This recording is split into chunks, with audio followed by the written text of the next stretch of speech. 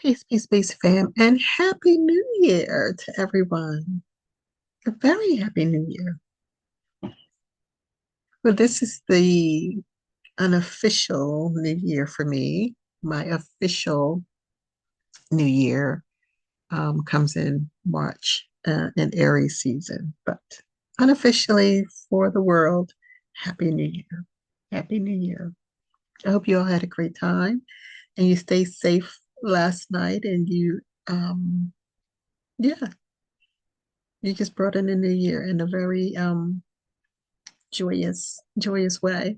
It's interesting. I saw a group of women at a local, um, what would you call it? A cafe, like a bakery cafe, or whatever. And they were all sitting down around the table with their, with their treats and their drinks, and they had their playing cards. So that was their, that was their way of enjoying um, their New Year's Eve. They hung out and played cards at a local place, which was cool. I thought that was really creative. But anyway, yeah, here we are. This is Oracle Deborah with the Oracle Deborah podcast on YouTube. Thank you all for stopping by, for listening to my videos, watching my videos, and for liking, sharing, and subscribing. Please continue to do so. My numbers are inching up ever so little. They are inching up, and that is because of you, and I appreciate you for that. Also remember that I offer services such as Reiki, which is very near and dear to my heart. And I will pull cards and I do um, provide some astrology readings. Something may be more in depth for some people. I may refer to someone else, but for the most part, yes, I can do that. And I do that because, you know, I'm very particular about my services and the services I provide. And while astrology is an absolute rabbit hole, um, and we get it right and wrong all the time, um, and a lot of it is based on our experiences and the clients we get and the patterns we see, based on the transits and things of that nature.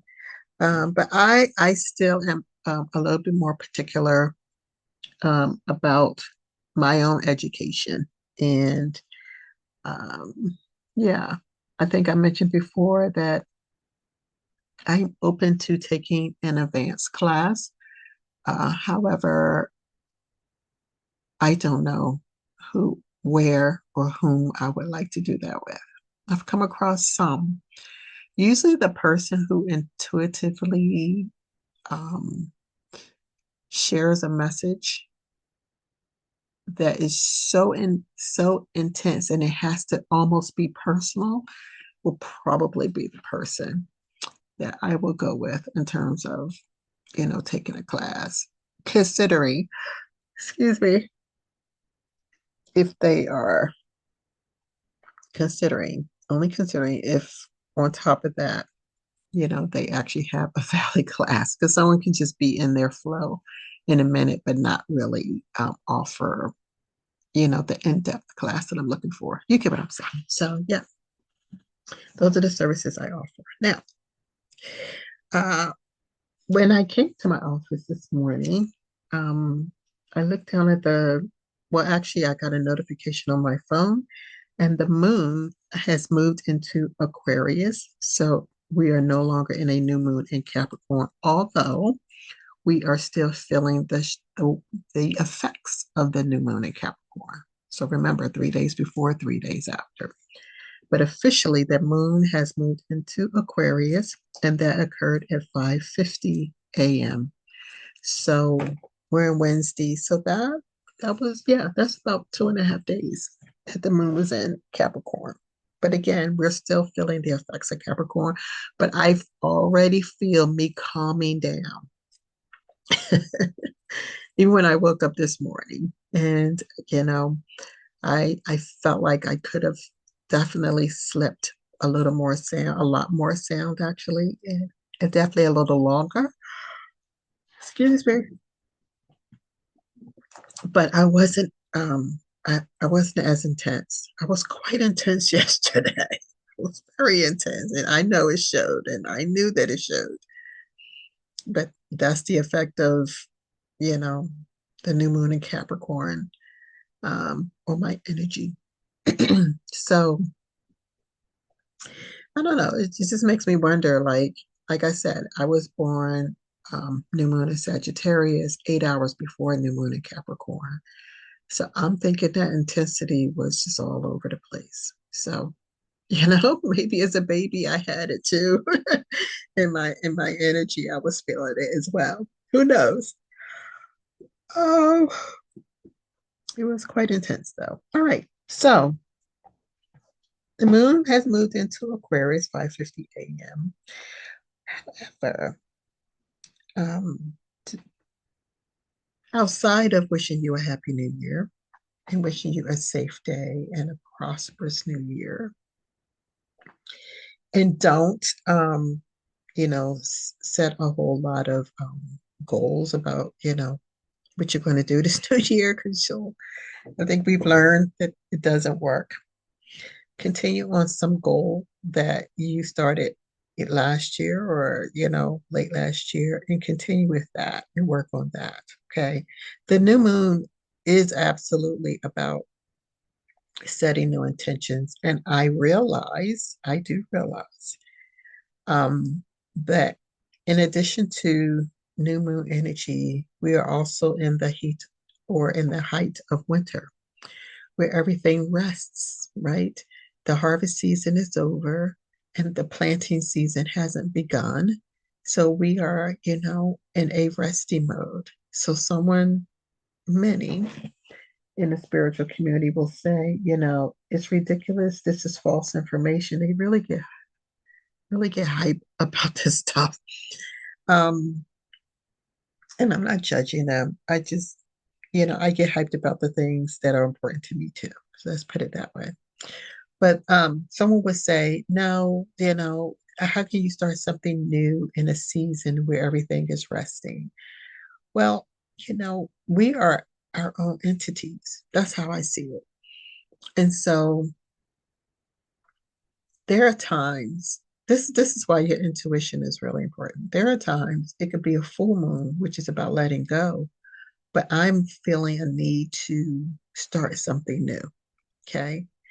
Um, and it just happens that way. And sometimes when I'm journaling, I might say, okay, this is what I want to let go. But really, what's burning in my spirit is this is what I want to start new, right? Because the ending is also a beginning of something. So, but with this new moon in Capricorn, I absolutely um, felt a burning to set the intentions for something new. And maybe because we were entering into a new year, and I was feeling that energy as well. And it magnified the new moon energy. Um, so I wasn't feeling a whole lot of rest, you know.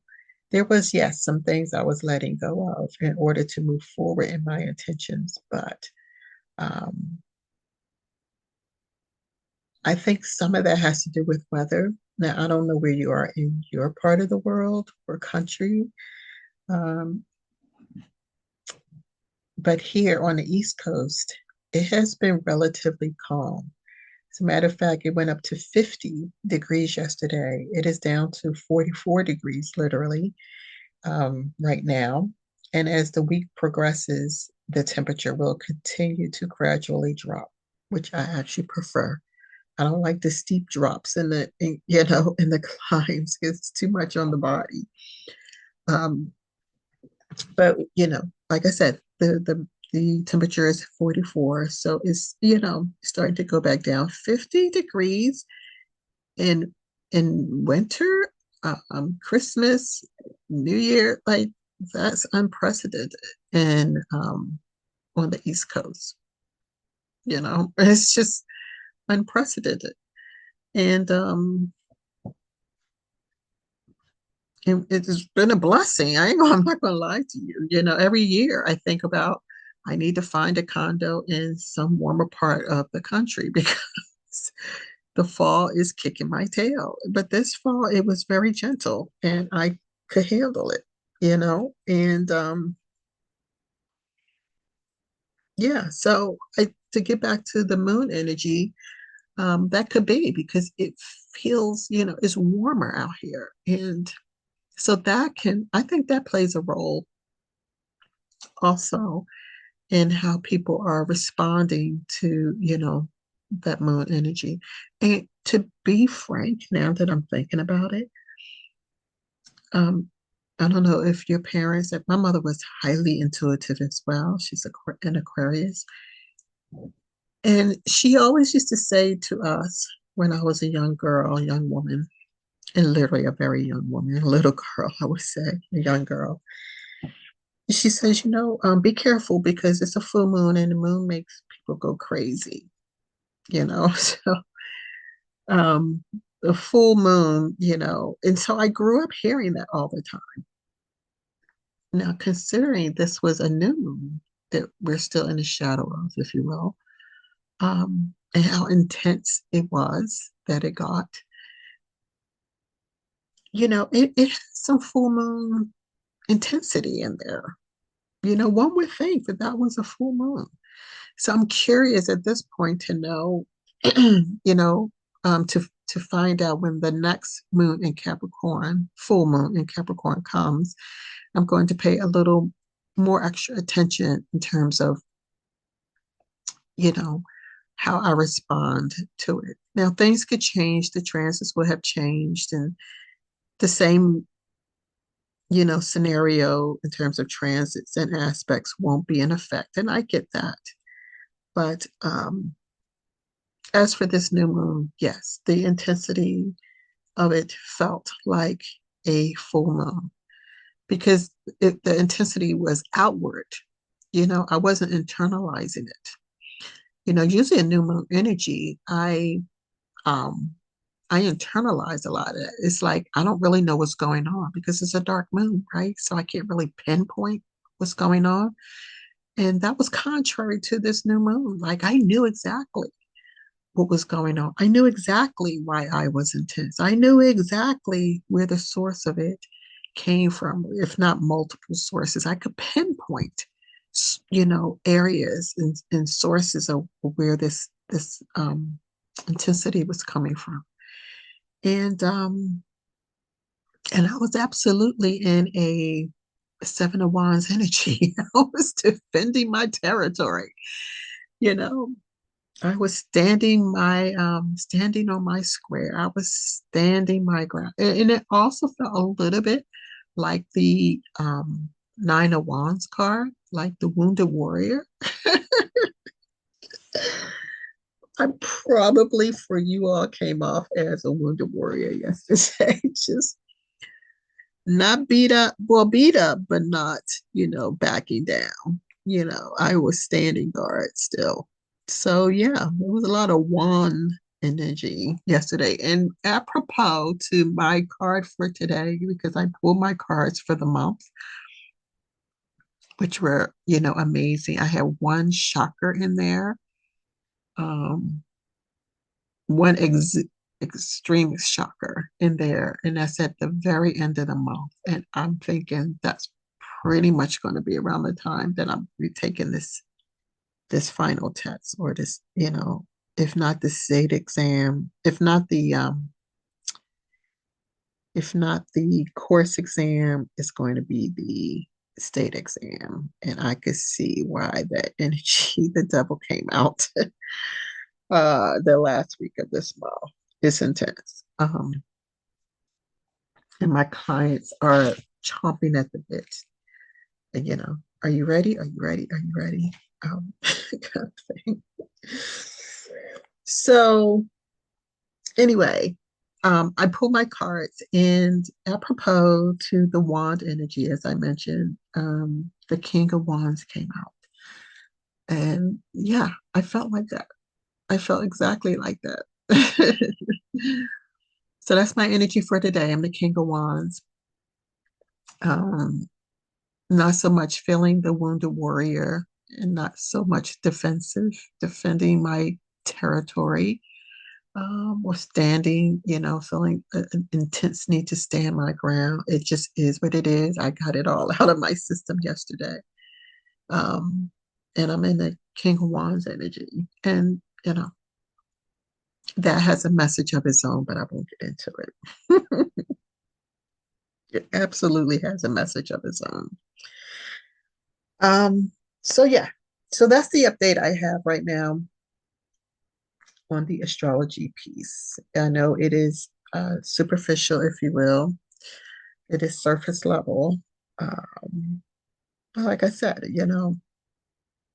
I will go deeper and more into these things as time goes along. All right. So I hope this was helpful for you. Is as superficial as it was on the surface. Um, Hopefully it'll give a little more insight in terms of my experience, because that's what astrology is. It's not, yes, you're looking at the planets, yes, you're delving into the science of it, but a lot of it has to do with um, determining how one experiences, the energy. And it clearly can vary because, we're not a monolith. So there you have it. All right. We are at, well, I have to timestamp this later. I'm taking a break from my course. I'm in the last section of the first half of this course, all this work, and I'm only nearing the first half. It's just wild. Um, what was I going to say? What was I going to say? Um, oh, timestamping. So I will timestamp this because a particular matter has been coming up this week, and I have been vaguely, you know, keeping my antennas up about it, and not intentionally. It's just that the story has been has gone viral, and it's surrounding this amazing boxer. Her name is, and I don't know how to pronounce her name, to be honest, right? So forgive me if I get it wrong. Her name is Claressa Shields. It's either Clarissa or Claressa. I'm thinking Clarissa. Um, she is an American boxer, and she has a movie out, a biopic, I guess you would call it, maybe, or a true story. The movie is a true story based on her, and it's called The Fire Inside. And I absolutely am going to see this movie. It does remind me of a similar movie that came out probably about 10 years ago called The Millionaire Baby or something like that. And that also was based on a true story. And in that case, it was a young woman who was Caucasian, who was a boxer. And I think Morgan Freeman played in that movie. Anyway, the stories are similar. So here you have a you have a very similar story, but just on a foundational Black American side. I think she's foundational Black American. And I remember when the $1 Million Baby came out. No, well, maybe Morgan Freeman played in it, but it was really Clint Eastwood who was the star, basically, the co-star of this movie. Um, yeah, it was Clint Eastwood. And anyway, when this movie came out, I related heavily to this movie because of the situation, of the circumstances she had with her family, i.e., her mother and her sister. And in that movie, her mother was very discriminatory against her, and she treated her sister as the golden child. And um, this girl did very well in boxing, and she achieved a huge, win, and bought her mother a house. And I never forget in this movie, she bought her mother this house, and her mother got mad and lashed out at her because she said that it was going to affect the money she was getting from the state. It was really, yeah, it was that. And and that didn't happen to me, but I understood the energy of in a family dynamic when you have this golden child and you have this other child that's clamoring for just a little validation and becoming an overachiever, um, and still not being recognized or accepted or validated. And this is why my journey has been about validating yourself, loving yourself within, because you will never get it from outside of you. Many people do, um, but clearly everyone has to go within and validate themselves, even if they're getting it outside of themselves. They may already be doing that, which is why they get it maybe outside themselves so much. But if you grow up in an environment where there is a high level of criticism and disdain for a member of the family, then that clearly becomes a crutch in all kinds of ways. And one of the ways to cope with that is overachieving. Yes, there can be drugs. Yes, there can be prostitution. Yes, there could be violence. There could be a whole lot of other things as a way of coping with that energy. And no, I am not a psychologist. I am not licensed. You know, these are all my disclaimers. But I am a Sagittarius. And we do this for kids' play, if you will. Um, this is just Sagittarius energy. We delve into research and read material on psychology and um, philosophy. We do this stuff as this is kids play to us. This is child's play. We read it just because, right? um, and it doesn't matter how old you are. I was working with a young woman, very young, half my age, if less, if more, if not more than that. And she too was very intuitive in that way. But the point is, Sagittarius, we do this and we know we do. And yes, we do the disclaimers for societal reasons and laws that are in place, but this is child's play for us. It's just who we are, what we do. We are ruled by Jupiter. Jupiter rules the ninth house of philosophy. Jupiter is the planet of expansion. We could talk about this all day, every day. We won't get a degree in it. It would make sense, right, that we would get a degree in it. But in my case, it was clear. It's like, no, don't get a degree in that. This is just this comes with the territory. All right. So for legal purposes, my disclaimer is no, I am not a licensed clinician and all these other things. But as a Sagittarius, I delve into the topics. I just did. So anyway, so I understood the energy of that movie. Now, this movie with Claressa Shields, um, The Fire Inside, that's the movie. I have not watched the trailer, I will be honest with you, but I got a pretty good idea of what was going on in the movie through Kwame Brown, who I believe he said made him cry when he heard her talk about the situation with her family. So this is why I said these movies are very similar.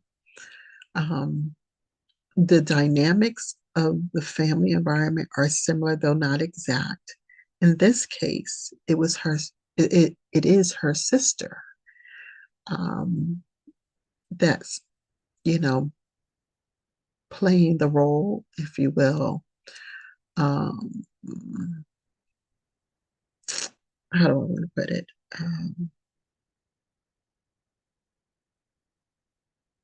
Of jealousy, but extreme jealousy, envy. So it's more of that coming out in this movie. Jealousy, envy. From what I remember, from what Kwame was mentioning, and yeah, I know I should have listened to her, but you all know I don't have the time. My time is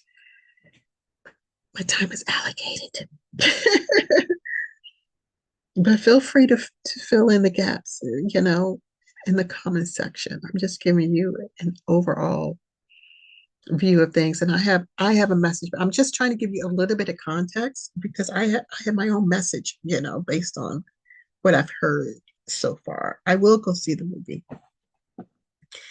Um, so extreme jealousy, and from what I recall, she bought them all cars, and they still won't validate her, refuse to validate her in this family. Now, what's interesting for me is I'm looking at these very two movies, very similar, circumstances just ever so slightly different. And the first one, it was nothing. Like people shrugged it off. I remember even talking to my brother, he shrugged it off, you know. But this particular movie, maybe because the sister is melanated and from America, I am guessing she is foundational Black American. I don't know for sure. But the point is, um, yeah, I do believe she's Black. But like I said, whether she's FBA or not, that's a little less. Um, I don't think that that is an issue. I think she is absolutely FBA. So let's just say she's FBA, right?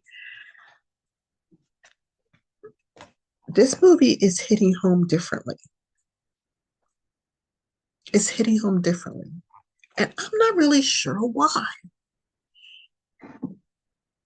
I'm not really sure why. Because these, even similar things have come up over time, and our community did not. Well, maybe I do know why. Our community did not take it into account.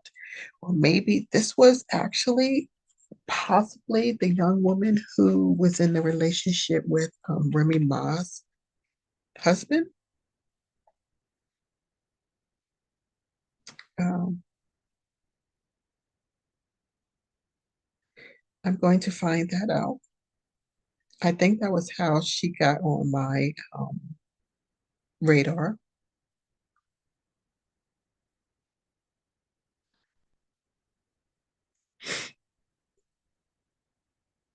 Yeah.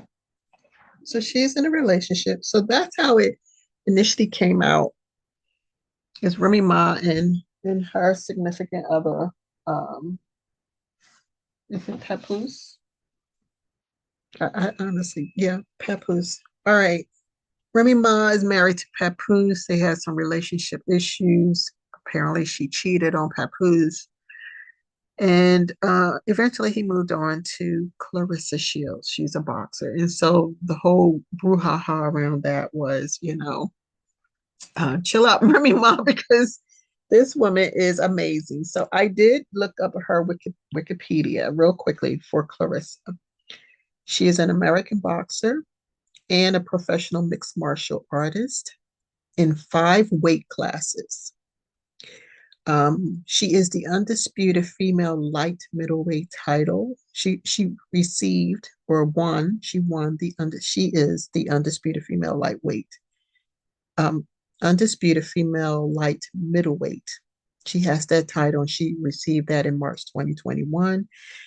Um, she has middleweight. She won a middleweight title 2 times in 2019 and 2024, which was just last year. She's born in Flint, Michigan. Interesting, right? The city with the water crises. which Biden turned around and gave what, $1 billion to a country in Africa for their water. Interesting. Um, she was introduced to boxing by her father, Bo Shields. Now, what I understand is the movie downplayed his role in her achievement. So let's give a shout out to her father, Bo Shields. I believe he's still in prison. Um, but that's just, side note. Neither here nor there. She won 2 Junior Olympic championships and a whole lot more. If you look up her Wikipedia, which I put here, it was too much for me to write down. Yes, I can pull it up and read it to you if I still have it up. I'm happy to do that. I mean, she truly is amazing. So let's see. It gets in her early life, talks Flint, Michigan. She was introduced to boxing by her father, Bo Shields, who had boxed in underground leagues. He was in prison from the time Shields was 2 to 9 years old, so he was in prison for 7 years of her life. After his release, so he is not currently in prison right now. After his release, he talked to her about boxer Layla Ali. We know who Layla Ali is. Piquing her interest in the sport, Bo, however, believed that boxing was a men's sport and refused to allow Shields to pursue it until she was 11. At that time, she began boxing at Burston Field House in Flint, where she met her coach and trainer, Jason Crutchfield. Shields credits her grandfather with encouraging her to not accept restrictions based on her gender. Amazing story. After winning 2 Junior Olympic championships, Shields competed in her first open division tournament, the National Police Athletic League Championships in 2011. She won the middleweight title and was named top overall fighter and also qualified for the U.S. Olympic trials. At the 2012 Olympic trials, she defeated the reigning national champion Franchon Cruz Desern, the 2010 world champion. She also defeated Andressa Watson and Pittsburgh's Tika Hemingway to win the middleweight class. In April 2011, she won her weight class at the Women's Elite Continental Championships in Cornwall, Ontario, against 3-time defending world champion Mary Spencer of Canada. She held an undefeated record of 25 wins and 0 losses at that point. Following Shields' victory in the U.S. Olympic trials, it was initially reported that she would need only a top 8 finish at the 2012 AIBA Women's World Boxing Championships held in someplace in China. I'm not even going to try to Qinghuangdou, China, in order to qualify for the 2012 Olympics. On May 10th, the day after the contest began, but before Shields' first bout, a change to the rules was announced that meant Shields would need to place in the top 2 of the North, Central, and South American Boxing Confederation region of AIBA.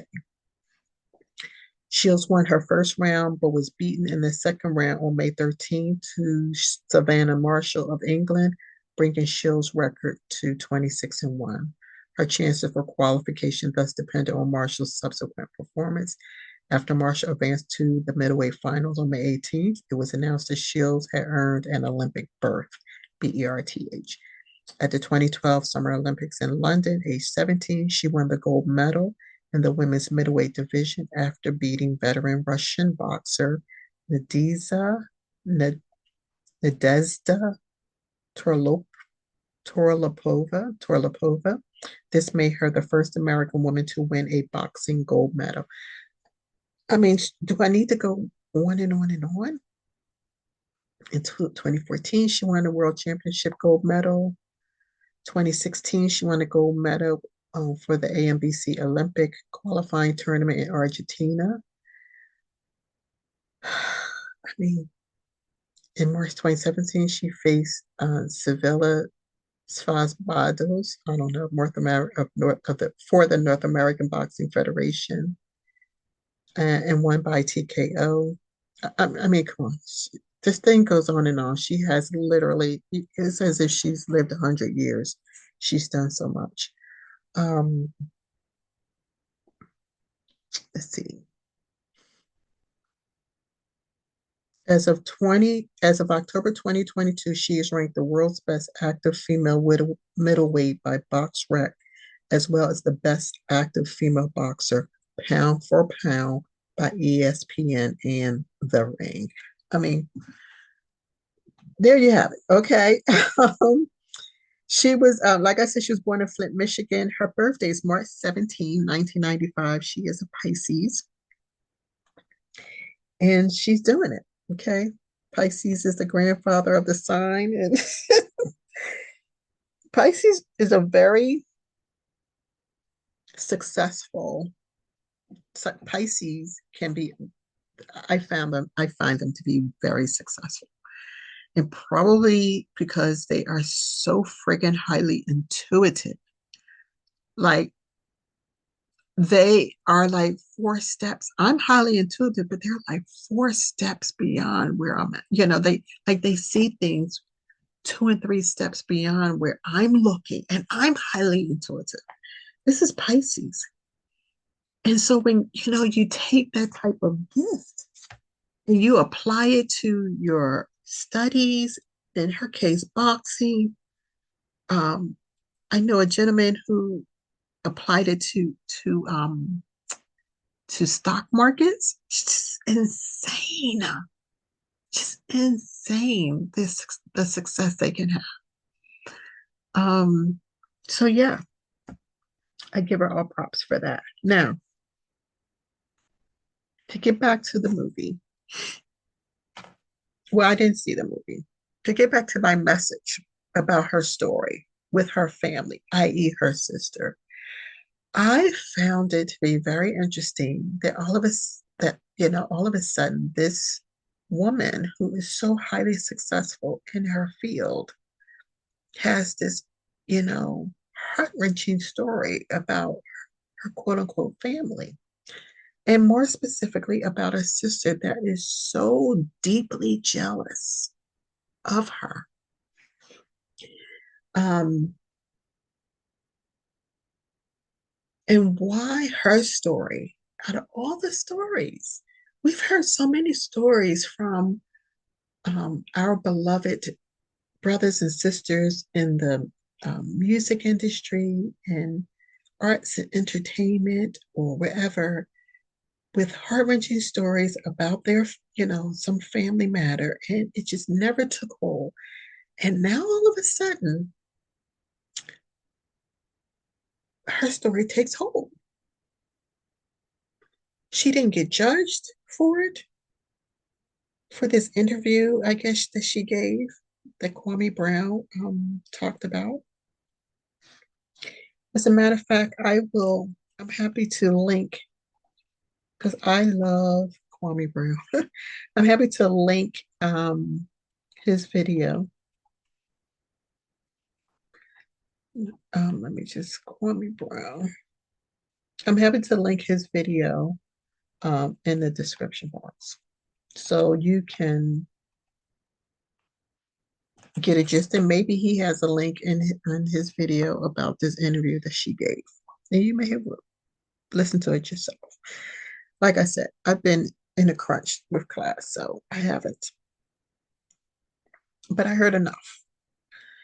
And I attribute the fact that the world, our community, is pausing, stopping, if you will, to take a look at what is going on. And there is a high level of compassion for her, as it should be. I hope you don't hear my stomach growling. I cannot possibly be hungry. As it should be, a high level of compassion. I have a very similar story with a sibling of mine. And do you know the vitriol I received when I went to my home church. I was in church. I was deep in the church. When I made the very courageous move to share this issue, and I got clapped back and was told, you just need to fix your issues with your family. Prior to that,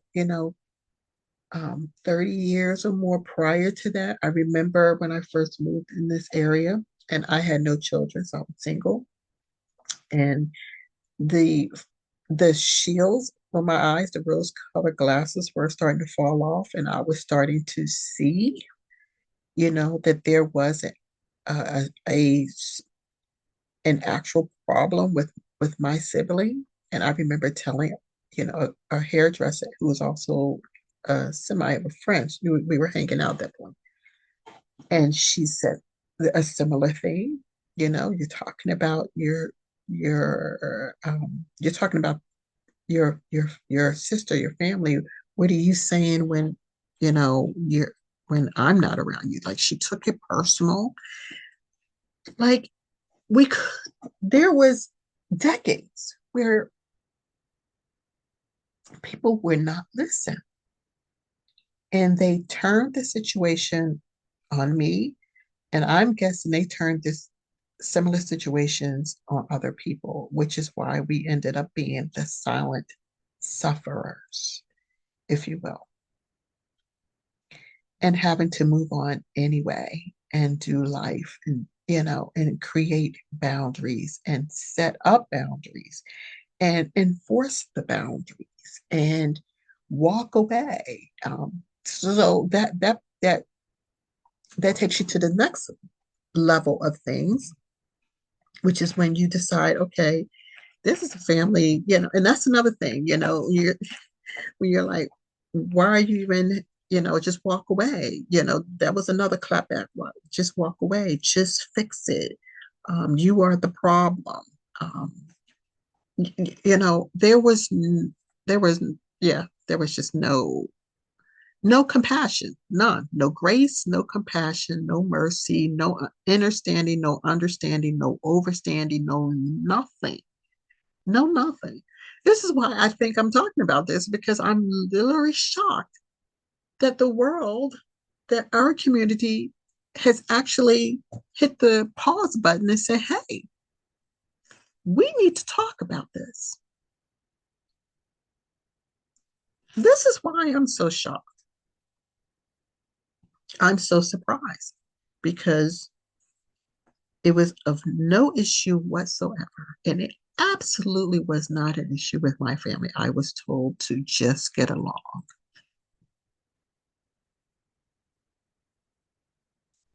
Yeah. So shout out to Kwame Brown, you know, whoever interviewed her. I feel like, you know, I need to at least do, I want to at least say this. Who interviewed her? So her interview.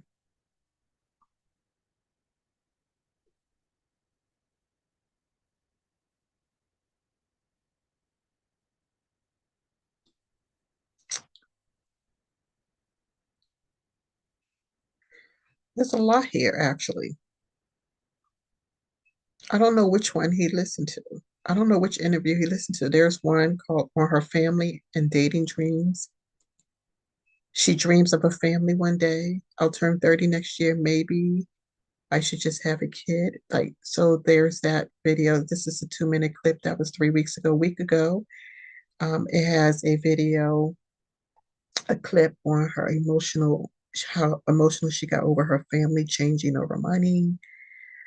An exclusive sit down with Claressa Shields, her journey, family, and future. Like, she's talking about this. She's opening up about this. You know how much courage that takes for someone at the top of her field as a boxer? Do you know how much clapback she could be getting? Like, how can you be a boxer and you can't handle your family? I'm getting this kind of energy that I'm expecting from people. And Kwame Brown said, no, no. He was like, her story made me want to cry. That is the human reaction to a story like this. That right there. It made me want to cry. Now, listen, he is a grown A man. He's a grown ass man. He is a former professional boxer himself, a high level athlete.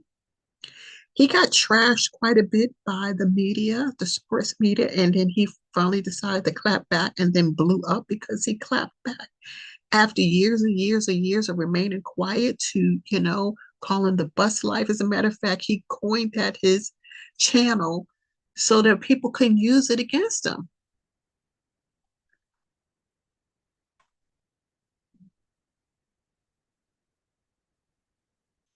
I love me some Kwame Brown.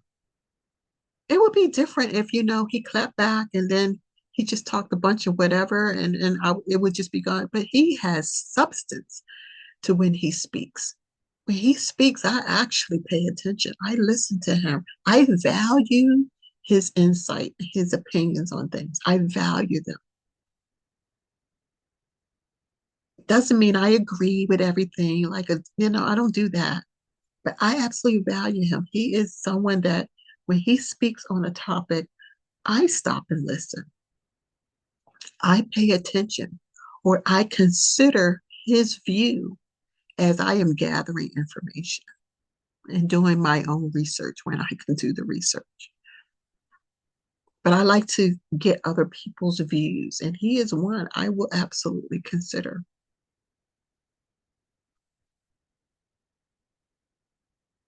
And so, do you know how bold it was for her to be speaking about this, to be putting it out there, to be so vulnerable?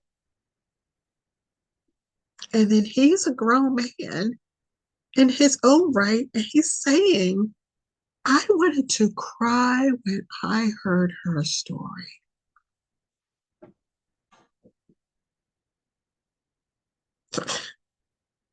That's almost like a code breaker for men. I'll have to cry, even though men have warmed up to that. Yes, you can cry. Just maybe just when and where you do it. Fan Jones.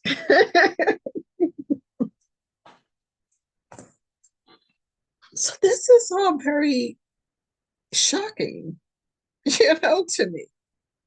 I did not see it coming.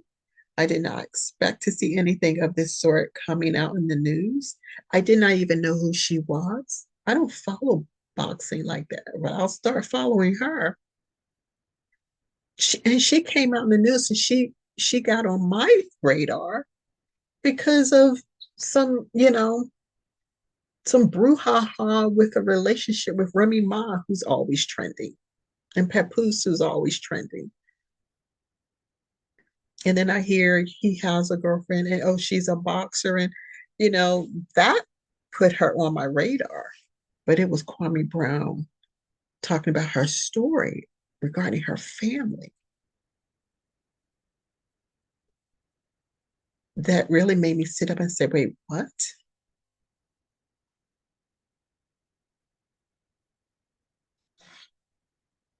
So I want to give a shout out to her, to Claressa.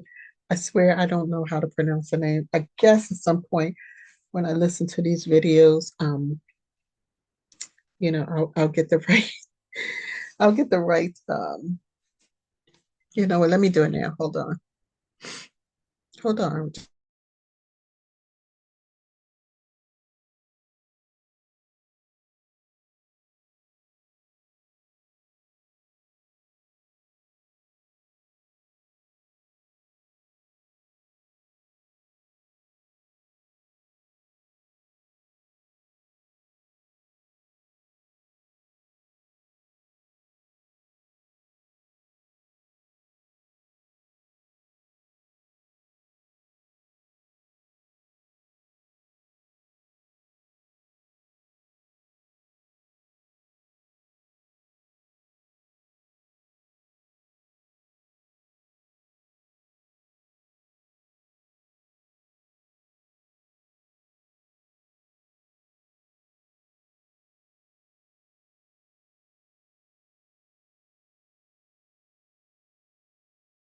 People should feel like I'm gonna play something for you. I hope you can hear it. Yeah. This is a snippet of Claressa. I was trying to get the pronunciation of her name, but I'll just go with Claressa Shields. This is a clip from her talking about her family. Listen to this. I overlooked how much my sister, started disliking me. I don't want to get emotional and saying, but me and my sister got the same mama and same daddy, and we grew up together and worked so hard to make all this money and to have a good life for yourself. And then the people who you want to share it with, they just change them. And it's hurtful because people say it's lonely at the top, but damn, this lonely? You know what I'm saying? People shouldn't feel like because I work my butt off that they deserve my money and they deserve my time and they deserve to tell me who I can and can't hang around me. They can be so entitled. Family shouldn't be like that. Now all of a sudden, I'm the bad person, but I wasn't a bad person when I was doing backflips for you. I didn't have no boundaries. You can talk to me how you want to talk to me. You can trigger me. You can make me cry. You can mess up fights. You can do all this stuff. Soon I tell you, no to something. I can buy you a car, put you in a house, pay all your bills. It ain't enough. People don't want what you give them. They want what you have. So, oh, there you go. There you go. You heard it from the horse's mouth. Not a literal horse, but you heard it from her mouth. That resonated with me.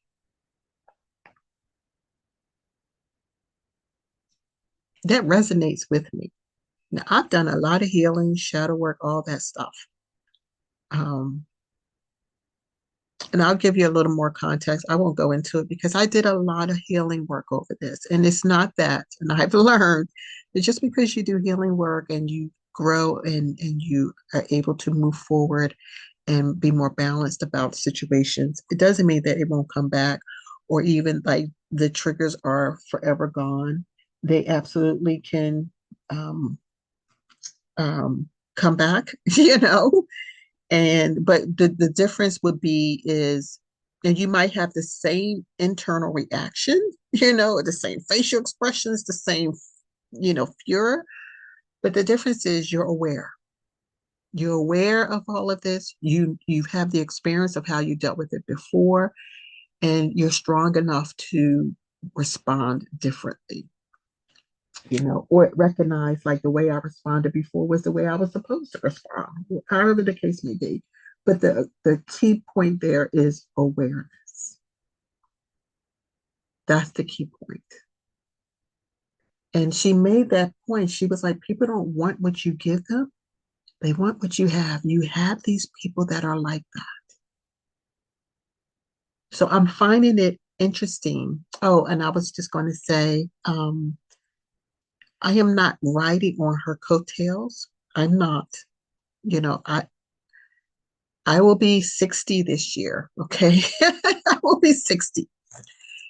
And this thing has been going on all of my life. And I, made the hard decision to step away and, keep very strong boundaries and, feed with a very long handled spoon and, really just walk away basically. And even my therapist at the time didn't understand, like, no communication. Even my friends, like, I had to buck them, the few that I had left, because they were like, have you talked to so and so? No. Why are you asking me to talk to a whole group of people who have been poisoned by one person who don't care? According, this my scenario is the same as hers, right? This is some infection, some cancer that has taken place within the family dynamic that the community, for the most part, dismissed publicly, ignored publicly. But the caveat, I guess, to my story, it's like, because even when you're an infant, you feel things, right? You know things. As a child, you know things, right? You may not be able to verbalize it, but you know things. And when I was able to verbalize it, was gaslit. Oh, that's just in your mind. Oh, you worry too much. Oh, you're too sensitive. Yada, yada, yada. I went through all of that. But it wasn't until about 2 or 3 years ago when I called home to talk to my mother, and this particular brother, whom this sister also truly brainwashed and poisoned against me from the time I was a kid. Anyway, he said, he didn't even say anything to me when I asked to speak to my mom. He said, and this is a true story, he said, quote, "It's your daughter that nobody ever wanted," unquote. That's what I'm talking about. And so the whole point of bringing this up, of bringing her story up, of laying out her accomplishments and achievements, talking about, her sign astrologically, playing her video for you so you can hear for yourself. It's because this is monumentous that finally the world is stopping and paying attention to this cancer that has done nothing but grow and infester for decades. Since the boomer generation. I am the only one in my family, in terms of siblings, who's a Gen Xer. So I put a spotlight on that boomer generation, saying, what the hell were you guys, what the hell were you lions doing? Okay. What were you doing? And in every conversation now, particularly even about politics, this situation of how the Gen Xers got passed over, every Gen Xer from all across this country will tell you that we got passed over by the boomers. And those still in power are the boomers predominantly, but also some from the silent generation, which was the generation prior to the boomers. This was the Great Depression generation. They're called the silent generation. So they're still in power, i.e., Clyburn, Maxine Waters. Those folks are from this. I think Clyburn probably from their silent You've been generation. trending on Twitter. Give me a second. Let me see. I want to get this right. Okay. Yep. She was born in 1938, Maxine Waters. And there are others like her.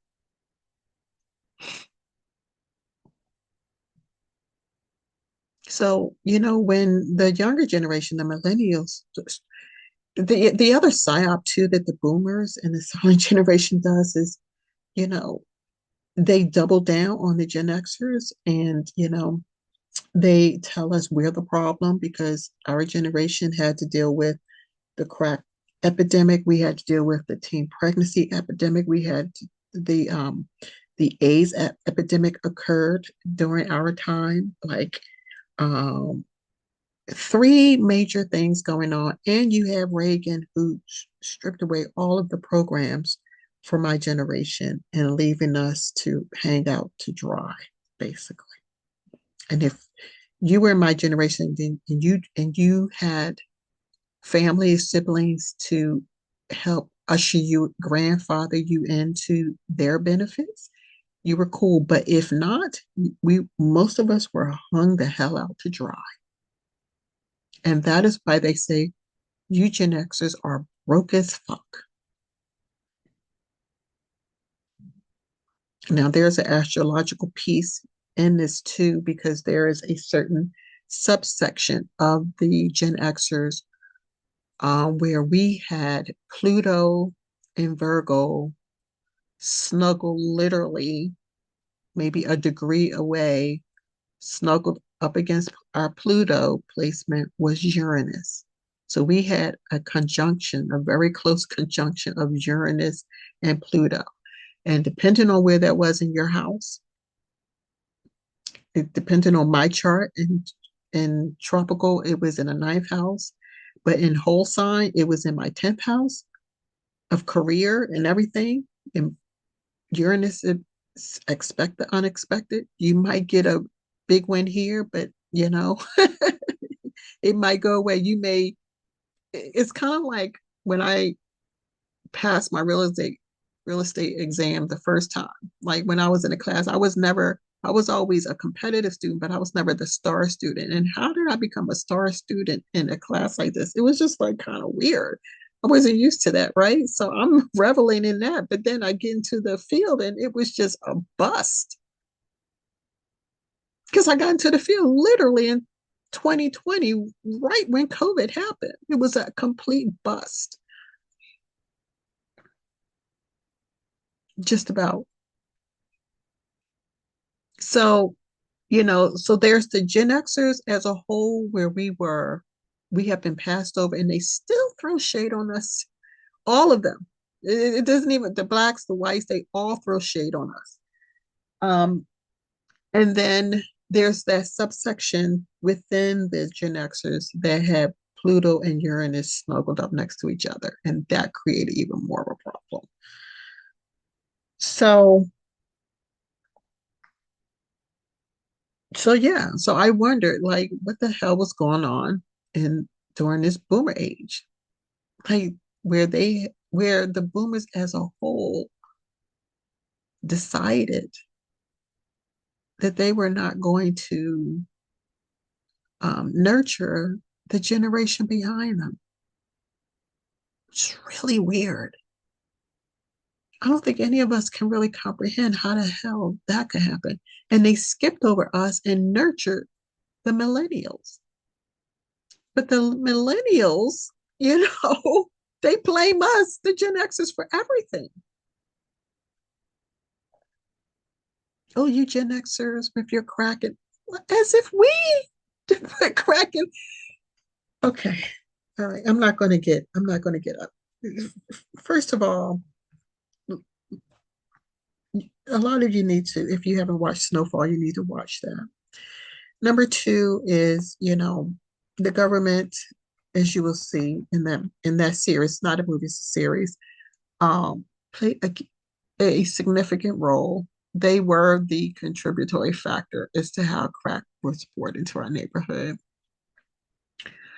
Because of, I think this is my theory, not fact, my theory, because of the the neglect we were getting, um, Gen Xers from that generation, and a lot of times it was, see, back then we had large families, so our siblings did a lot of the caring for and watching the other siblings and things like that. So it may not have been the parents doing it, but the siblings who absolutely had no qualifications whatsoever to be parenting. Yes, in many cases it went well, but in many cases it did not. As you can see here with Claressa Shields, as was the case in my situation.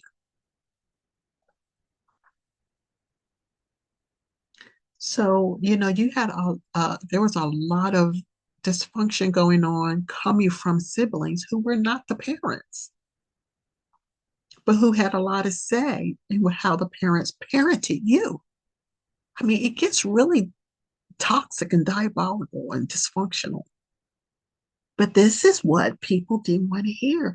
This is why people would say to me, you only need to just fix this thing, or you are the problem, you are the common denominator. I've heard it all. I heard it all. I heard it all. And now you have this world-class boxer. She's young. She's 29 years old. She's a year younger than my son, and who's openly boldly talking about these issues and crying about it. And the world is now standing up and paying attention. Thank goodness, finally. This was not a figment of our imagination. The gaslighting can no longer go on. You cannot continue to mind fuck us, right? Sorry, I'm sorry. I'm just saying the mind fucking can no longer go on because she has set the stage to say, no, this is real. This is real. And people are listening. And they're not judging her because she's a boxer, a world-class boxer. They're sitting up and paying attention. And on top of that, maybe this is why. I don't know when that video was done. I don't know when this video was done, if they were all just recent. Looks like a month ago, 3 days ago, 2 weeks ago. So I can't determine why I had, like I said, I had a niece reach out, a great niece. She's my great niece. Reach out to me back in September on the DMs, and I didn't even see it. I'm not on social media like that. I just saw it literally right before Christmas. And we went back and forth and talked and things like that. And it's probably good I saw when I saw it, because back in September, probably not so much. I would have, my triggers might have been going off then. But I saw it at the right time, and I made it clear the boundaries. She was not to relate any information from my siblings, which is in this instance, her grandmother is my sibling. She was not to relate any information from me to them through her, via her. No, that was not, that was the contract basically, and it's a fluid contract because I'm guessing if other things come up, we're going to have to address it as it comes along. I have no doubt whatsoever that this woman loves me. None. She made that clear several years ago, and it was a shock to me when she called me her favorite aunt, because she knew, she understood. She absolutely saw, and she flipped out. And I balked too, but I was shut down. I was just, I was outnumbered.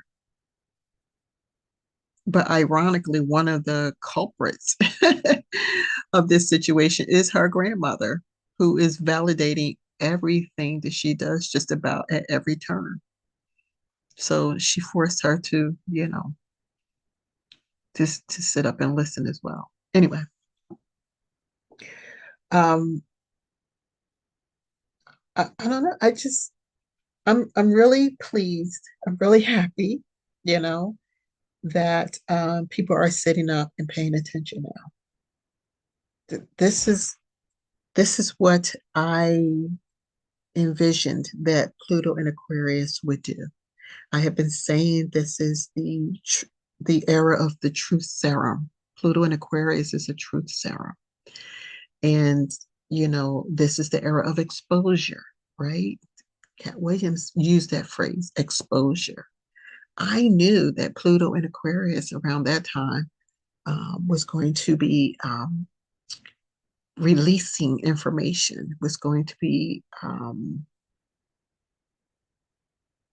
basically exposing. It's just that Cat Williams used that phrase, and it's not that it's coin. He can only use it, but I didn't use that phrase, But I knew that he was tapped in when he said it, because I have been saying that Pluto in Aquarius is going to start bringing out information, pouring out information. That's the phrase I use, because Aquarius is the water bearer.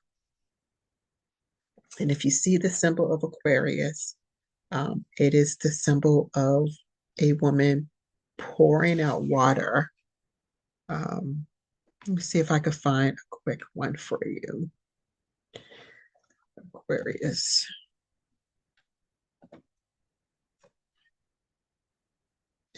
And let's see images. Now, just ignore the fact that all these images are white women. It's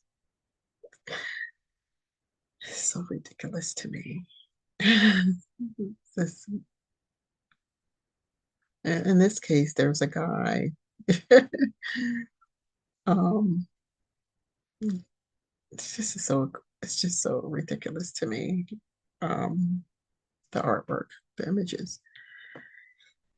Let's see if we can see a traditional. Okay, this looks pretty traditional. It actually looks like a male, to be honest with you.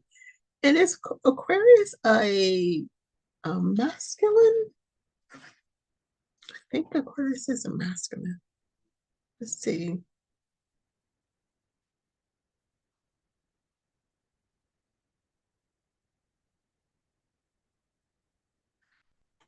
Aquarius is masculine. So this is kind of apropos to, but if you see this image, it's quite interesting. Aquarius Wasserman. I don't know who Wasserman is, but all right, I am going to share the screen.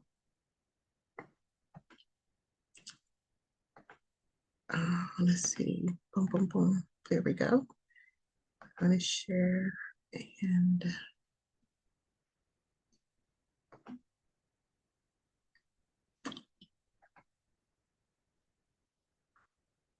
this is the image I was. Where did it go? Where did it go? Come on, let's go back. Let's go here.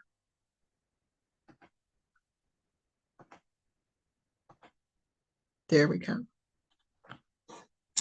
Now, usually I see it from another angle, like he's or she's actually, it looks like a binary, to be honest with you. But look at the muscles and the chest, you know.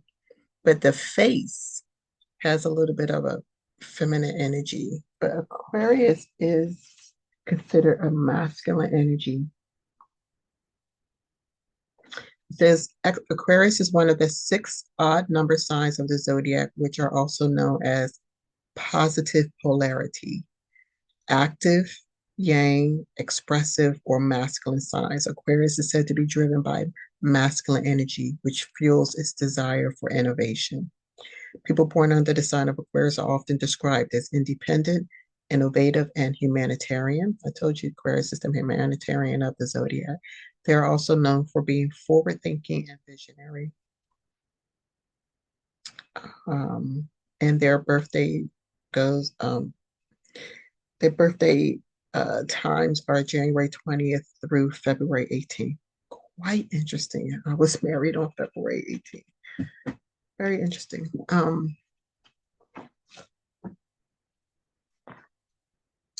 So, yeah, so this is the water bearer, but Aquarius is an air sign. How confusing, right? Such as astrology. Aquarius is an air sign. Let me see if I can.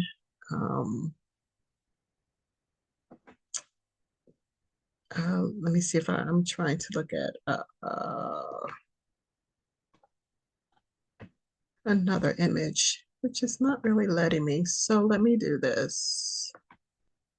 Okay. Let's get out of there. And now this is interesting. This is more true visionaries, water bearers gift the world with adventurous spirits that inspire freedom. So that's not generally the image you would see for Aquarius. I'm trying to see. It doesn't depict the, I like the melanation in the picture, but this is the Aquarius symbol right here, right? The two squiggly lines.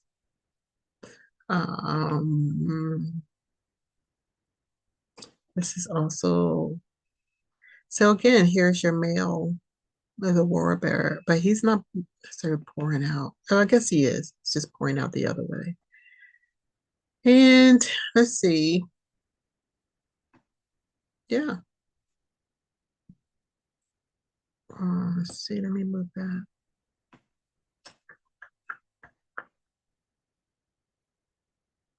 I'm not really seeing the traditional ones that I'm used to seeing, but you get the point, right? You get the point. I'm just finding it interesting that I'm seeing everything except what I generally see. I just find that interesting. Now here's the Egyptian, probably from one of the Egyptian decks. I do have an Egyptian deck. So there you go. Yeah. So it is masculine energy. Just the energy itself is masculine. And see, that's more apropos right here. Oops. View image, I have to do it that way. And yes, this is the direction that I generally see in the images. I don't know why it's saying that.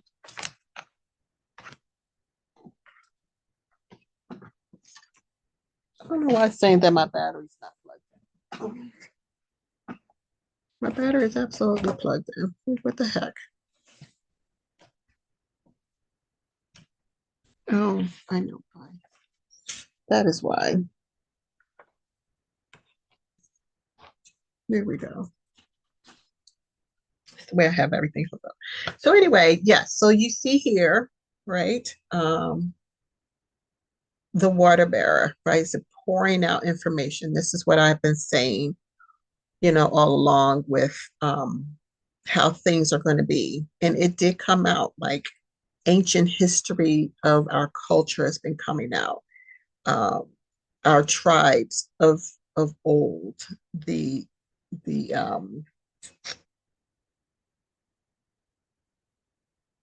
the history that we were taught, being a good portion being a lie, right?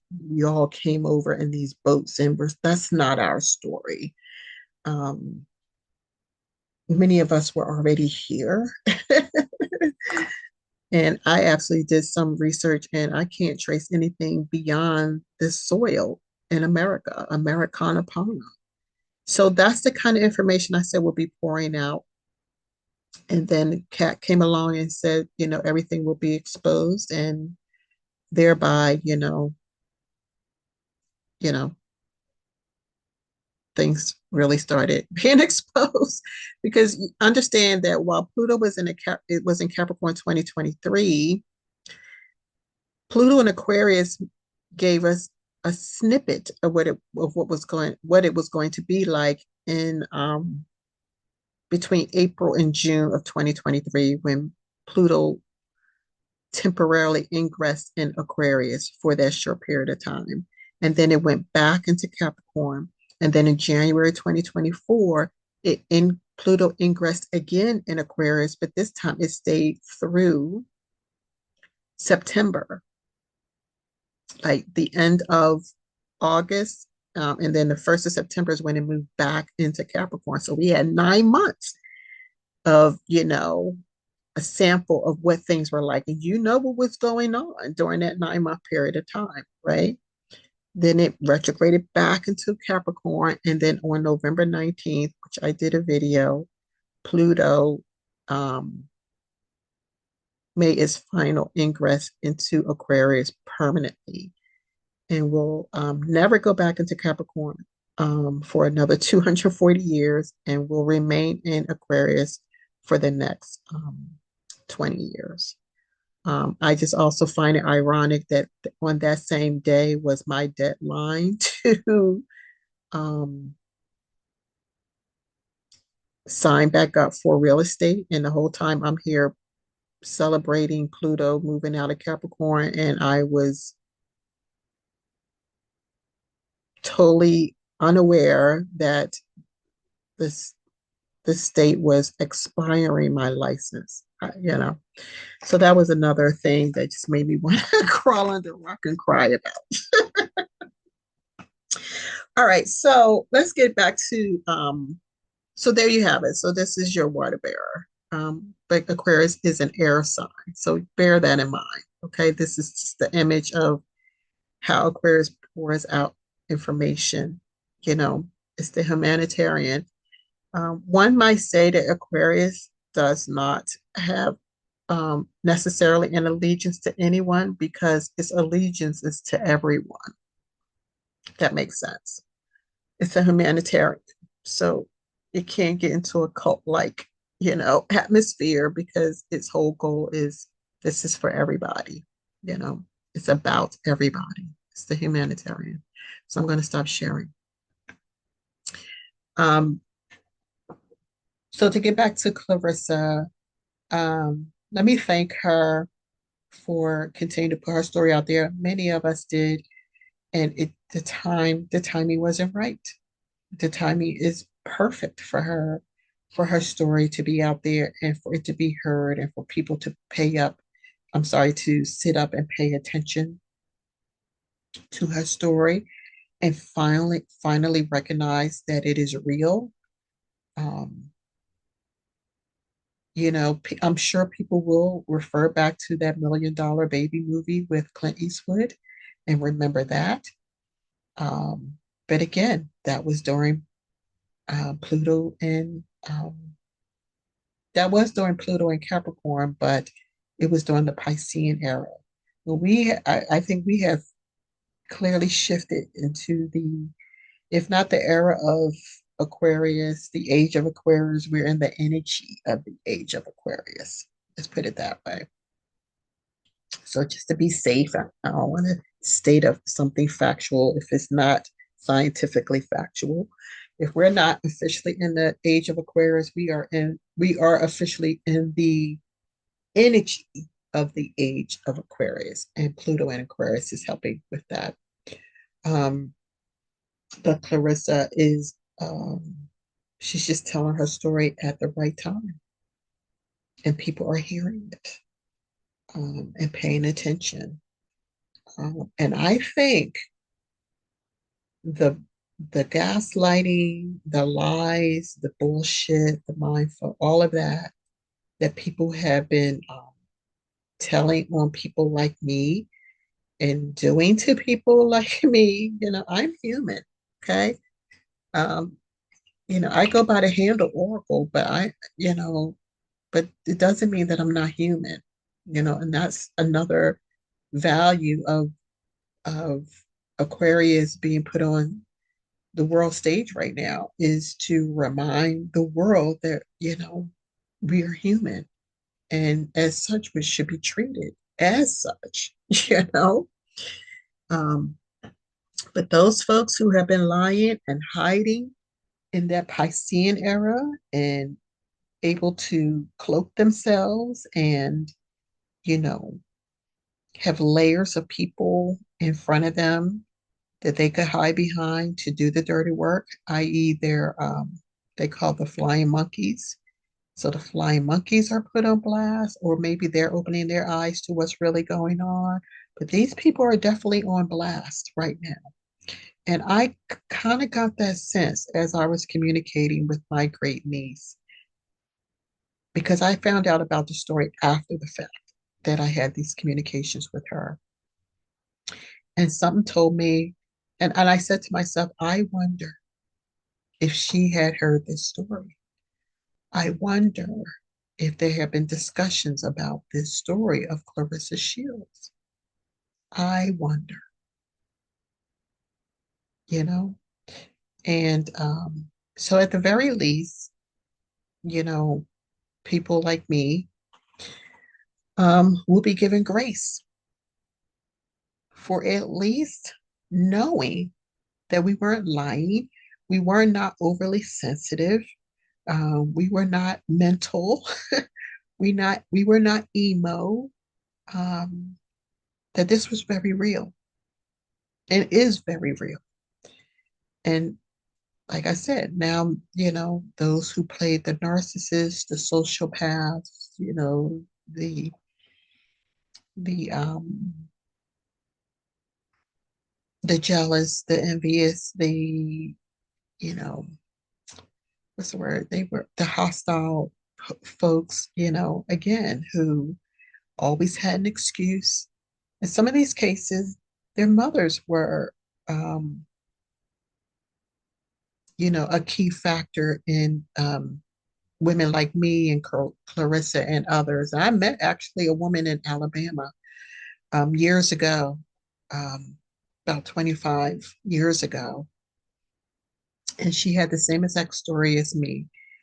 And I knew then I was not in the boat alone, although up until that point I was.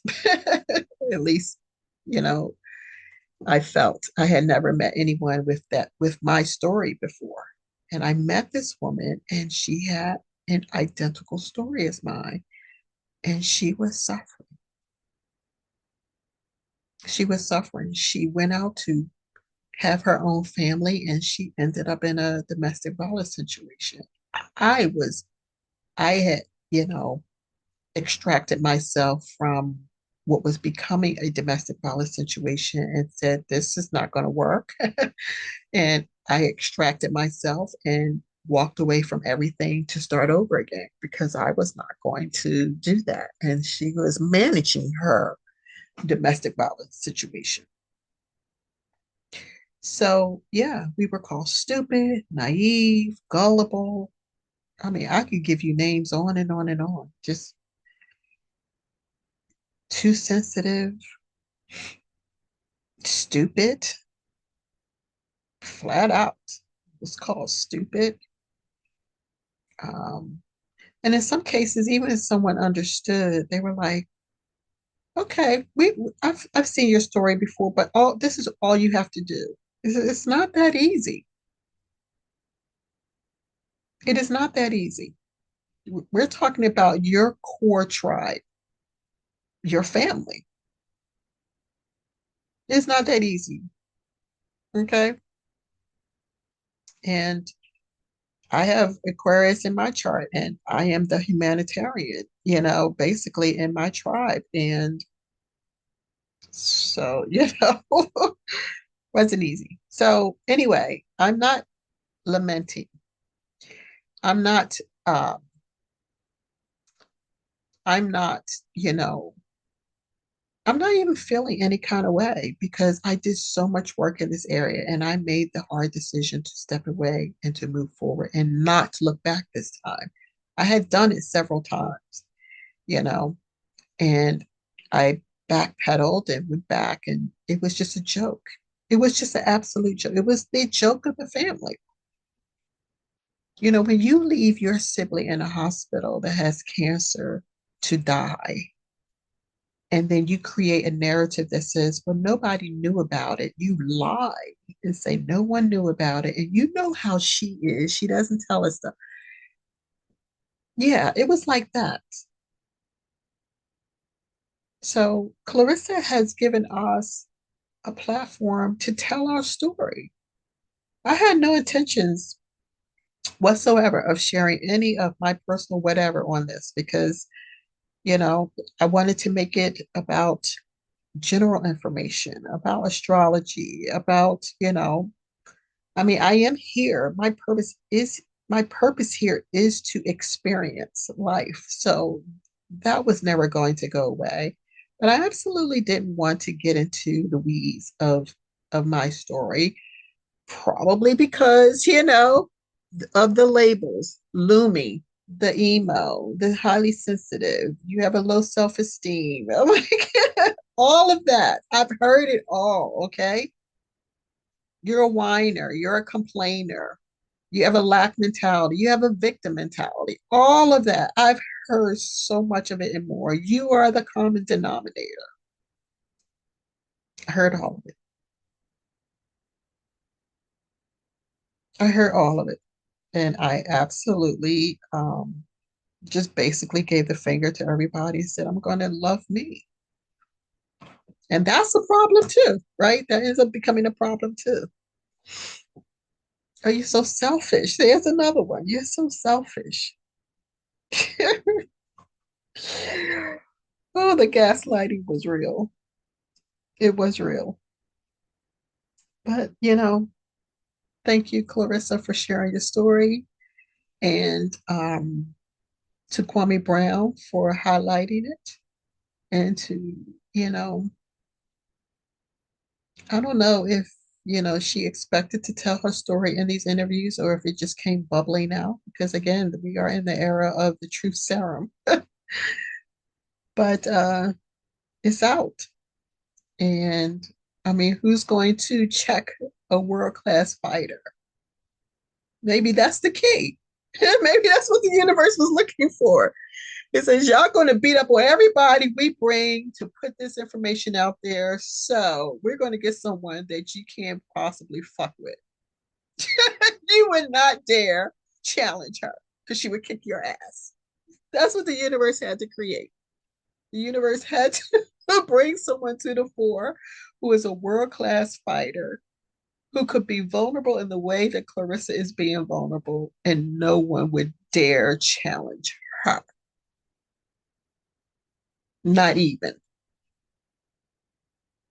So, this is what the universe had to bring forth to make our asses sit up and pay attention and listen and have compassion for and mercy for. This is the kind of people we were in the uh, Piscean era.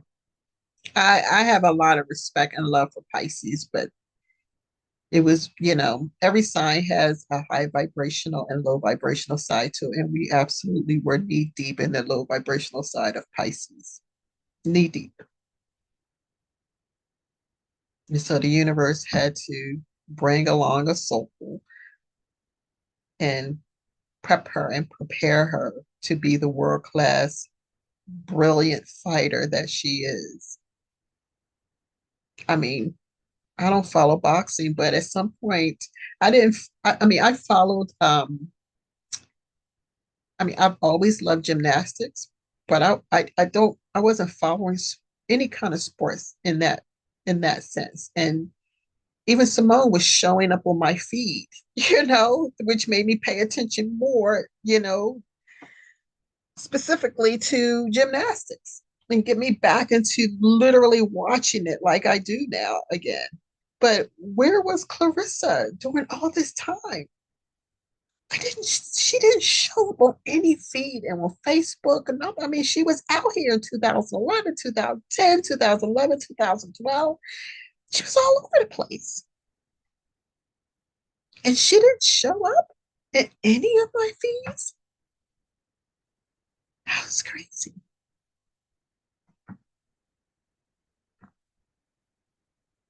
But she's on my radar now. She's on my radar now. And so, yeah, shout out to Pluto and Aquarius. But don't get it twisted, folks. Don't get it twisted. Pluto and Aquarius is going to tap your tail,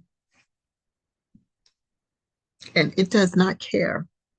It almost took my thumb off last night, right? Because I was cutting something and I didn't have the proper cutting board. I didn't want to use it because it's plastic. And I had learned that, to use these plastic cutting boards, these materials were getting in our food and we were ingesting it. So I couldn't use my other, my plastic board. My glass board was occupied, and my wooden board also wasn't great either to be using. So I couldn't use that. And so I was, you know, alternating how I could cut this damn pineapple, and literally almost took off my thumb. I scraped it and it bled enough, but I was like, really? And New Year's had passed, so we were officially in the new year on the first of the year. minutes into the first of the year. Really? Aquarius does not give a flying you know what. So stay on your P's and Q's is basically what I'm telling you. Stay on your P's and Q's with Pluto in Aquarius. This is not an energy to be played with. I told you I was in 2 car accidents both times while Pluto was in Aquarius. You cannot relax with this energy. You have to stay on point. I'm just telling you. You can't do anything stupid. You can't, you know, you can't get impatient and just say you're gonna, I'll just do it this way. No, you're going to need to stay on point. You're going to need to stay in your lane. You're going to need to do things by the book, if you will. And I know that's weird because Pluto in Capricorn was about disrupting traditions and things by the book. But Pluto in Aquarius is the humanitarian, and it says if there are laws, if there are rules, if there is common sense, follow it. We can change it. The information will come out and we can change it. But until it's changed, I'm going to need you to stay in your lane. Don't veer.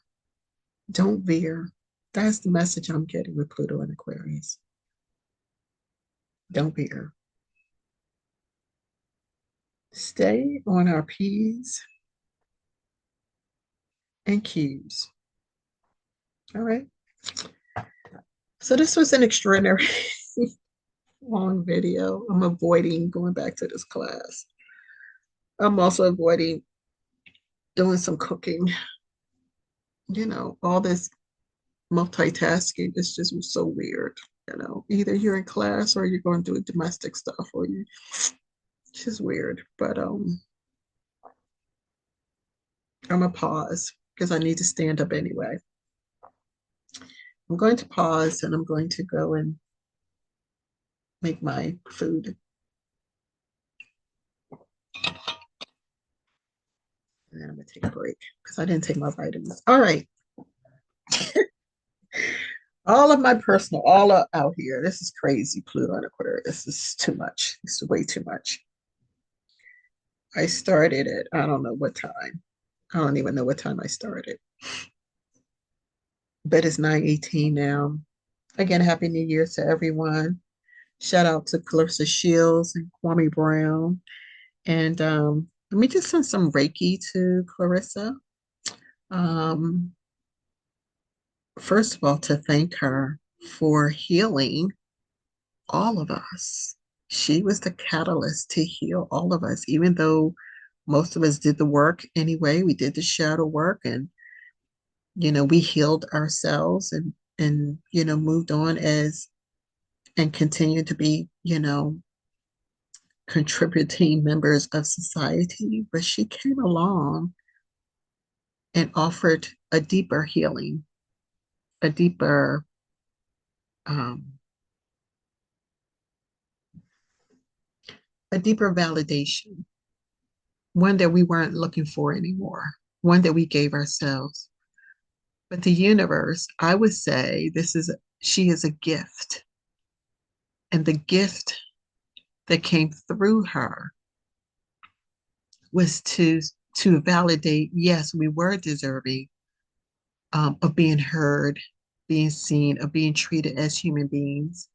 And we moved along anyway and said, well, we won't get it from the world. We won't get it from our circle, our tribe, the people who were put in place to care for us. So we will give what we can to ourselves and, be sure to treat others in a like manner. So that was how we stood on our square. We didn't go back for validation. We didn't lament for validation. We stopped the balking, we stopped the whining, we stopped the complaining, and because we weren't being heard anyway. So if people were saying you're balking, you're whining and crying, it's because there was a refusal for us to be heard, to be listened to be considered even. So we moved along and we moved along in life and we um, focused on what we needed to focus on. So by all intents and purposes, we were good. And the universe says, yeah, but I still got something in line for you. I still want to give you what you felt you were deserving of from the beginning. Our timing is not the universe's timing at all. Clearly, it's not. 60 years down the road, we could be highly bitter. And you might run across someone who is highly bitter. And if families are waking up and saying, okay, we see that, we did you wrong. I love you, let's make this right. Or your nieces and your nephews come along and say, listen, let bygones be bygones. And you say, no, we're done. You've seen those movies where the two brothers are bitter rivals and they haven't talked to each other in 25 to 50 years. And you know, the movie's trying to bring them together because of some extenuating circumstance. And the brothers, one of the brothers is like, I will never step foot in his house. Or, and Hollywood makes it seem like, okay, we can make this work. Or if it doesn't work, the narrative is like, oh man, you just unforgiving, bitter, and da da da da da. Listen, I would think that the whole point of all of this, because these people don't change. When you have these kind of dynamics, they don't change. This stuff gets set in stone. If trauma is passed down through the DNA, why would you think that a healing can take place over I'm sorry, I love you? It doesn't work that way. Our brains don't work that way, our minds don't work that way. And I told you over and over again that shadow work is ongoing. And when you have traumatized someone for decades, and even if you commit to doing better, you are on a journey. So why should I travel on your journey as you decide you want to do better? No, go on your journey, do you. I'm already on my new journey.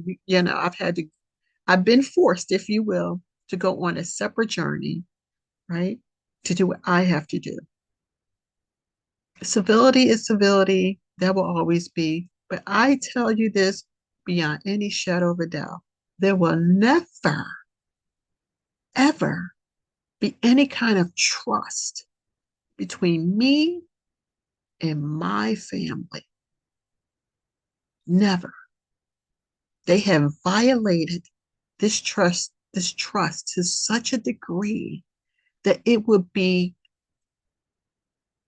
so against all kinds of natural laws and societal laws that it's not even funny.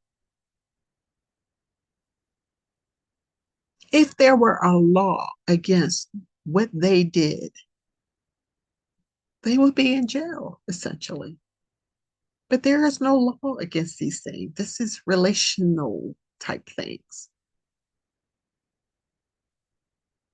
So the best we can do is to go on our journey and do our shadow work because, when you experience these things, you begin to take on belief systems and narratives and programming and conditioning however you're able your mind to comprehend what you're going through, you may perpetuate yet another type of low vibrational habit. You've just got to go on your own healing and end up taking extreme ownership. That is the hardest part. It's accepting the fact you have to take extreme ownership. So all the name calling, the whining, You're a whiner, you're a complainer, a victim. You play the victim, you're a victim mentality, you're gullible, you're stupid. All of that, you have to end up taking extreme ownership over. It seems so wholly unfair, but you do it. Eventually, you do it. So the fact that she's come out, the world is sitting up and paying attention and listening and now giving a side eye to each other now, they're put on blast. Finally, what do we, from someone like me, what could I possibly care at this point? I don't care. I don't care where you are. I don't care what you realize. I don't care what you're doing. I don't care that you stay the same. I don't care if you want to change. I don't care if the people around you recognize that, okay, maybe you were a little bit. I don't care. I don't care.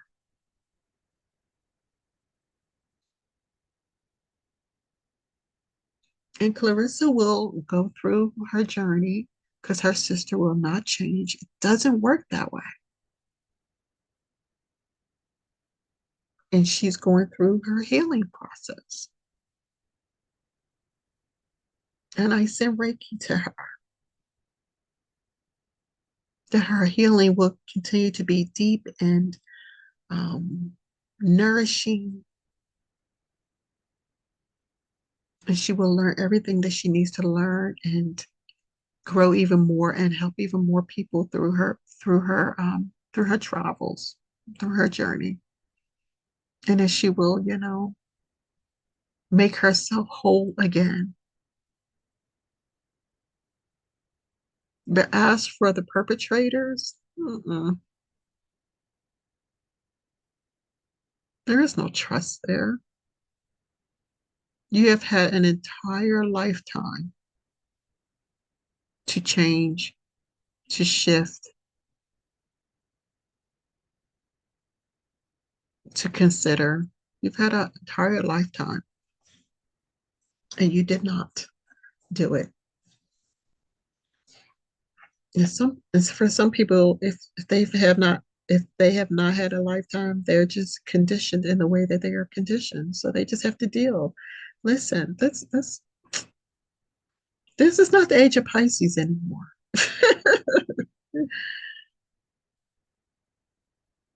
People are finding who their tribes are, and we are moving forward in that.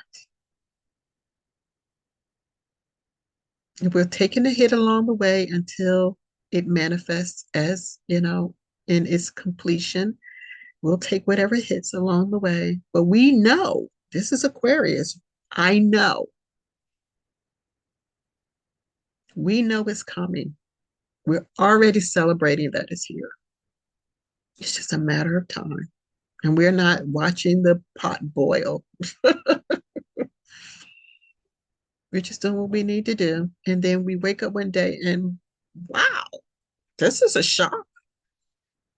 That's what we're saying because we went on to do our business. We went about to do our business. So this is why I said this was a shocker for me because I had already gone about and was just handling my business. Okay. That was very long. It was very long. But I am going to timestamp. I'm gonna take some time and timestamp this stuff and get it out. But shout out to Clarissa. Much love to you, sweetheart. Much, much, much, much love. I will end off with this. I will say that this is the age that maybe the Gen Xers are starting to take root and create our own opportunity to be the contributing leaders to this society, which we were denied. It is true, we were denied the opportunity to lead.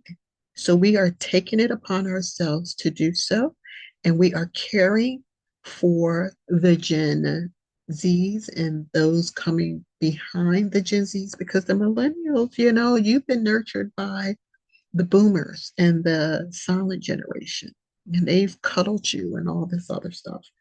And so you've got your own journey to go on. If and you're kind of oh, what's the word I want to use? I do this a lot, folks. I don't know why. You've been tainted, if you will, by that poison from those other generations to think you're entitled and also not to listen to us. So, and that's okay. We've learned that that's where you are, most of you. And so I'm not paintbrushing.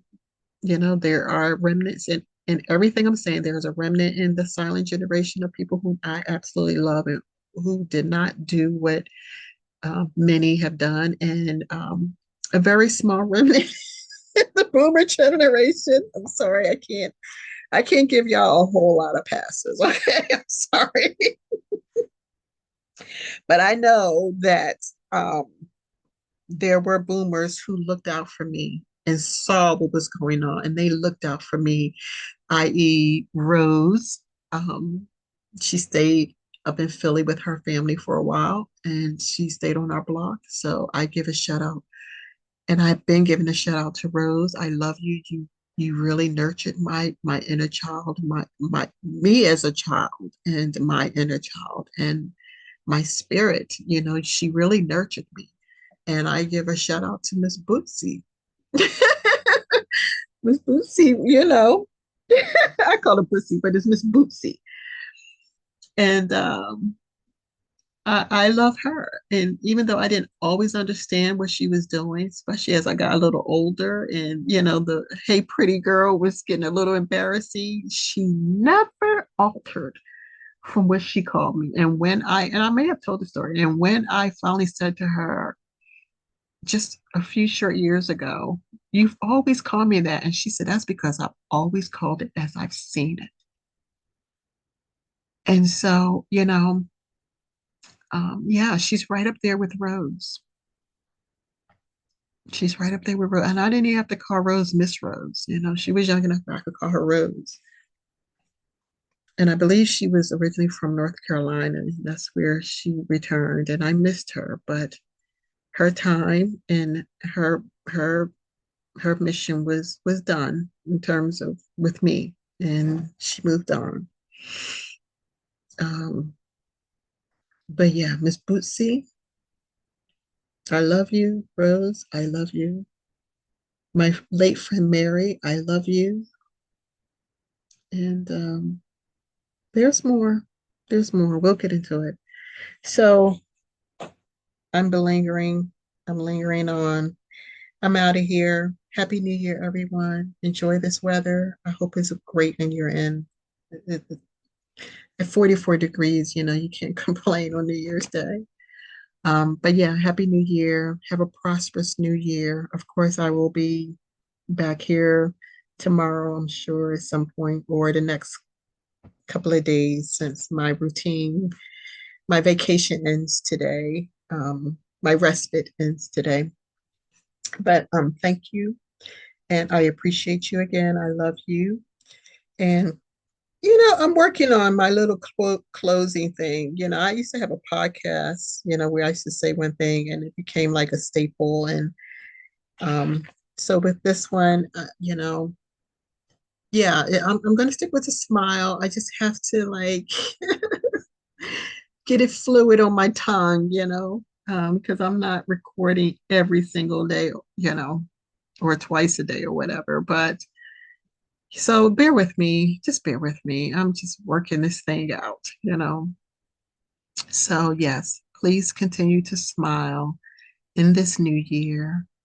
Um, and may your beautiful smile shine as bright as the star that you are, that we are. All right. Peace, peace.